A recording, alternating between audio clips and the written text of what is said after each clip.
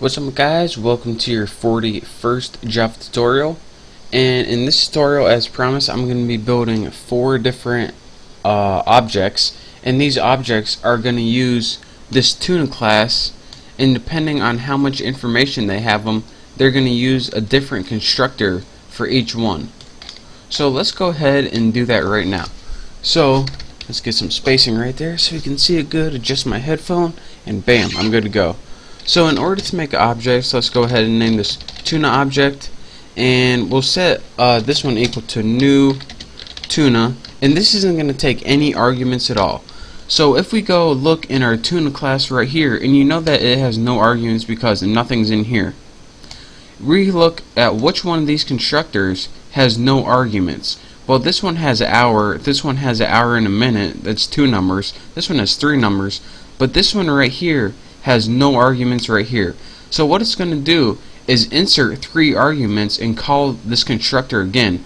So then it's going to go down here where this one takes 0, 0, 0. It's going to set the time to 0, 0, 0, and then set the hour to 0, and minute to 0, and second to 0. So now that we have that, let's go ahead and build some more objects, but this time let's give them different parameters or different arguments. So let's go ahead and copy this and paste, paste, paste, and we'll name this tuna object 2, 3, and 4, and we'll give this one tuna object 2, we'll give it 1 parameter, we'll give it an hour of 5. We'll give tuna object 3 2 parameters, we'll give it an hour of 5 and a minute of 13, and we'll give tuna object 4 an hour of 5, minute of 13, and seconds of like 43 or something.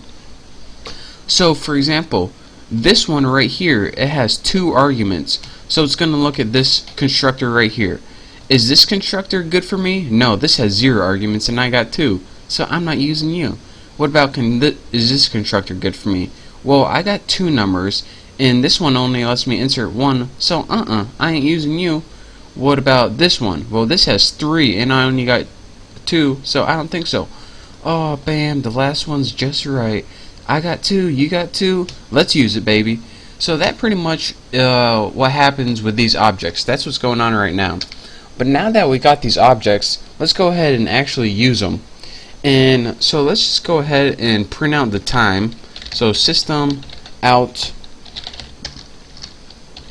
printf, we'll just do a simple print format, and again this takes 2 arguments. The first argument is how you want to format it, and I want to format it, and since we're going to be using this right here, public string to military, this returns a string, so we probably want to put percent string with a new line right there, and actually new line goes this way, I believe. That would have been embarrassing.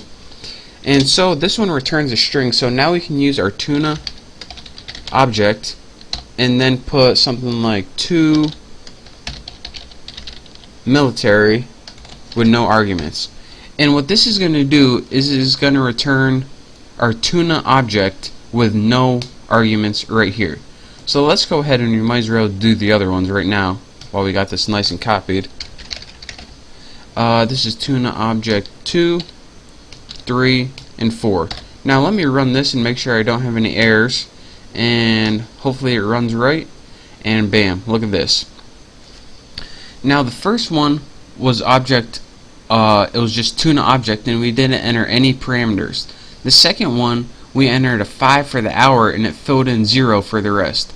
The second one we entered a 5 for hour and 13 for minute and it filled in the rest to 0. And this last one, tuna object 4, it filled in all of them for us, or actually we did it ourselves. So let me see if I can position this right, since my screen recorder is messing up again.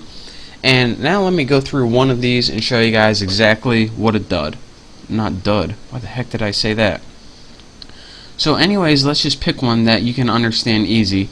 And how about tuna object 3? Right here we made an object that had 2 parameters right here, 5 and 13. So it went to tuna where it creates everything, and it went to our constructors and it says, alright, which one of these constructors has 2 arguments? This one has 2 arguments right here. So I'm going to use this one. This one has 0, 1, and 3. So I'm going to use this one that has 2. Well, what it did was plugged in, what was our numbers? 5 and 13. It used the 5 for hour, the 13 for minute, and it used the default of 0, and it called this constructor again, but this time it used its 3 new numbers. So whenever you use the 3 numbers, it uses this constructor right here, and what this constructor does is set time. It calls the set time method. So now it says, alright, I'm going to send you to the set time method. So let's scroll down and see what the set time method tells us to do. Well, it tells us to do 3 more methods right here. Set hour was pretty much check if it was between 0 and 24, which it was. It was 5. Set minute checked if it was between 0 and 60, which it was. And set second, that was that 0 it plugged in for us. That we didn't have to do anything for that. So then we said, alright, we're good there. So then when we finally called the to military method, what did it do? Well, it pretty much just said, alright, we want to use this method for that object right here. So what we're going to do is get that hour, which was 5, get that minute, which was 13, get that second, which was 0 by default, and I'm just going to return them all to you in a nice, pretty looking string format right here. So that is why whenever we called this to military, it just outputted the string right down here, 5130. So that is, of course, a very complicated way, but again, you need to know it, on how you can use overloaded constructors to, let me scroll down here, to make a bunch of different constructors based on how much information you enter. And in that example I just told you, since we entered 2, it picked this constructor. And that is how you can pretty much use different objects with different amounts of information in it.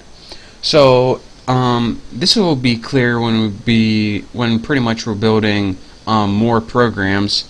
And this was just an example, so it might be a little fuzzy right now, but you'll understand eventually in the next couple of tutorials. So thank you guys for watching. Hopefully you understand at least the basics of overloaded constructors and how they are useful when creating objects with different argument lengths. So again, thank you guys for watching. Don't forget to subscribe to my channel, and I will see you next tutorial.